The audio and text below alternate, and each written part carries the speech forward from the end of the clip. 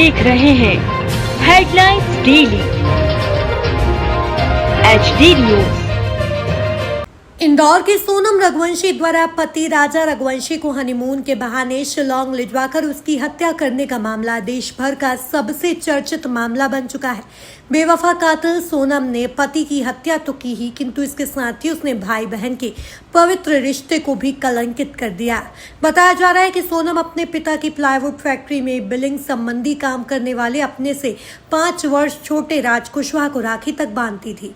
वही राज कुशवाहा भी सबके सामने सोनम को सोनम दीदी कहकर बुलाता था। हमेशा 24 घंटे सिर्फ दीदी दीदी बोलता था। पूरा राखी बांधते थे ये 3 साल से, और मेरे खुद घर में हम दोनों साथ में बैठ के राखी बंधवाई है। क्या राज और उनके बीच में कहीं अफेयर था जो कि बिना इतना बड़ा? क्योंकि वो दीदी सिर्फ दिखाने के लिए बोलता था। नहीं, वो परमानेंटली हमेशा 24 घंटे सिर्फ दीदी दीदी बोलता था।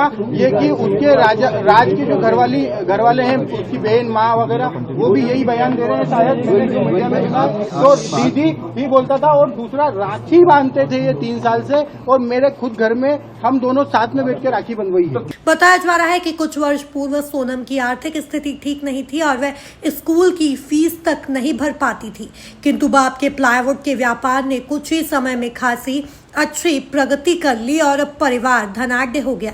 बाप के कामकाज में हाथ बटाने के दौरान ही सोनम का राज के साथ चक्कर चलने लगा, किंतु पिता की सख्त मिजाजी के चलते वह प्रेमी राज को सिर्फ अपना भाई बताती थी और शातिर राज कुशवाहा भी उसे अपनी बड़ी बहन बताता था।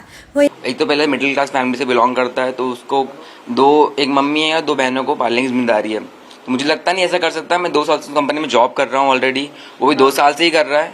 और जो दीदी को लेकर अफेयर का बताया गया है, क्योंकि अब कैसा होता है, मुँह बोली बहन होती है, तो वो उनके घर में राखी बंधवाने आता था। राखियों पे राखी पे आ चुका, कितनी बार मेरे से मिला है, तो वो सा दीदी को राज बोलती थी, राज उनको भाई दीदी बोलता था। ऐसा नाम लेके बात कर दीदी दीदी बोलता था हमेशा ही रात में। और बोल रहे हैं ना कि कॉल रिकॉर्ड में ज़्यादा उनका बातचीत हुई है। अब कोई कंपनी में एम्प्लॉय है, वो उनका सारा काम संभाल रहा है, व्यवसाय संभाल रहा है, तो ऑब्वियस ये बात हज़ारों कॉल जाएंगे दिन के।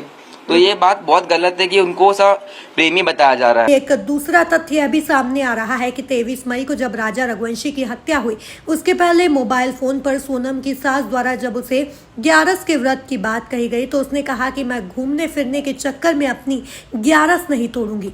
किंतु 11 वाले दिन ही सोनम ने राजा की हत्या के बाद होटल में डटकर खाना खाया, जिसके CCTV फुटेज उपलब्ध होने के साथ ही होटल वाले के बयान भी सामने आए हैं। हेलो, हाँ मैं राजा का फोन चल रही हूँ। अभी नहीं हुआ, बस हम चढ़ाई कर रहे हैं, तो ऊपर चढ़ गए फिर फोन लगाते हैं। और आज तो उपास होगा फिर? मेरा तो उपास है ना, मेरे को 2-3 बार बोल दिया। हाँ? मैं घूमने के चक्कर में अपनी 11 थोड़ी तोड़ूंगी। वही तो तेरी, मैं अभी फरियाद बना रही तो मेरे को एकदम से याद आ गई कि आज तो मेरे बहू का उपास बापे। ये जंगल है, पता, घोर जंगल है, एकदम खड़ी चढ़ाई है। चढ़ना मतलब उतरना भी खड़ा ही है और चढ़ना भी खड़ा ही है। तो वहाँ ऊपर देखने के लिए क्या गए?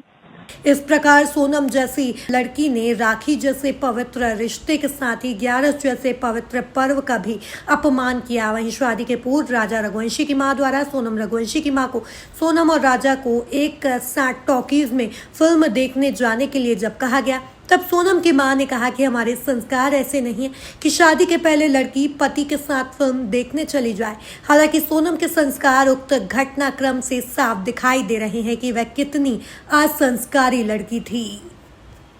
भले वो दीदी कहते थे, बहन कहते थे, मगर इसमें उसने ऐसा हाथ क्यों आया उसका? फिर वो जब दीदी कहते थे तो फिर मतलब उनसे राजा की क्या दुश्मनी थी? सोनम से भी क्या दुश्मनी थी? वो तो उसका पति थे ना, उसको तो उसको बचाना चाहिए था ना, कि मारते हुए देखना चाहिए था।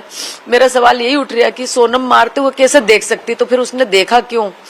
मैं हूं सोनू सूद और आप देख रहे हैं HD न्यूज। नमस्कार, मैं आशुतोष राणा। HD न्यूज के सभी दर्शकों को मेरी बहुत सारी शुभकामनाएं। हाय, मैं हूं दीपिका सिंह और आप देख रहे हैं HD न्यूज। हाय, मैं हूं बिंदु दारा सिंह और आप देख रहे हैं HD न्यूज।